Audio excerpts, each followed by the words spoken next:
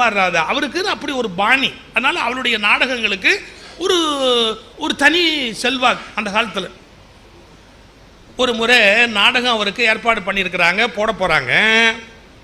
6:30 மணிக்கு நாடகம்னு போட்டிருக்கிறாங்க. கொட்டகை 6 மணிக்கு ரொம்பிருச்சு. எல்லாம் உட்காந்துட்டாங்க. நம்ம ரசிகர்கள் சில பேர் சும்மா இருக்க மாட்டாங்க, கத்த ஆரம்பிச்சுட்டாங்க. நடிகவேல் நாடகம் போடு, நடிகவேல் ட்ராமா போடு, கத்துறாங்க. இவர் அப்போ தான் இறங்குறாரு, காரில் இறங்குறாரு. மேக்கப் இன்னும் போடலை. இவர் இறங்குறாரு. இன்னும் கொட்டகை ரொம்பி போச்சுன்னே கத்துறாங்கன்னே எல்லாம் ட்ராமா போட சொல்கிறாங்க. அந்த காலத்தில் என்ன பண்ணுவார், ஒரு ஆஃப் ட்ராயர் போடுவார். ஒரு பெல்ட் போட்டு அந்த ஆஃப் ட்ராயர் அது ஒரு டைப்பாக இருக்கும். ஷூ போட்டுக்குவார், ஒரு பெல்ட் போட்டு ஒரு ஆஃப் ட்ராயர் போடுவாங்க. அது போட்டுக்கிட்டு தான் எம்ஆர் ராதா வருவார். அப்படி கையில் ஒரு நாய் கூட்டிகிட்டு வருவார். அது ஒரு நாயை வேற கூடவே அப்படி கூட்டிகிட்டு வருவார். அவர் ஒன்றும் இல்லை, ஜனங்க கத்திக்கிட்டே இருக்கிறாங்க. அவர் போட்டுக்கு நேராக மேடைக்கு வந்தார். அவர் நாயை ஏத்தாப்பில் வச்சுக்கிட்டாரு.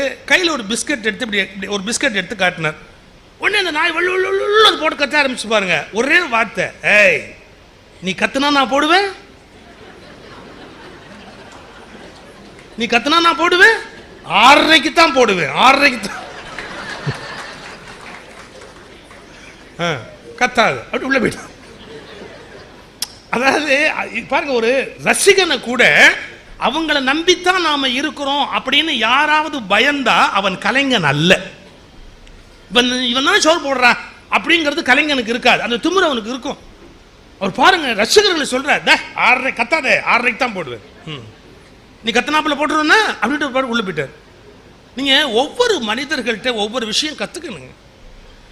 நீங்க நூல்கள் படிச்சு அறிவு தெரிஞ்சுக்கிறதெல்லாம் இல்லைங்க. முதல்ல மனுஷனை படிக்கணும், வாழ்க்கையை படிக்கணும். நீங்க அக்கம் பக்கத்தில் இருக்கிற மனுஷனை படிச்சாலே 100 புத்தகம் படிச்ச மாதிரி.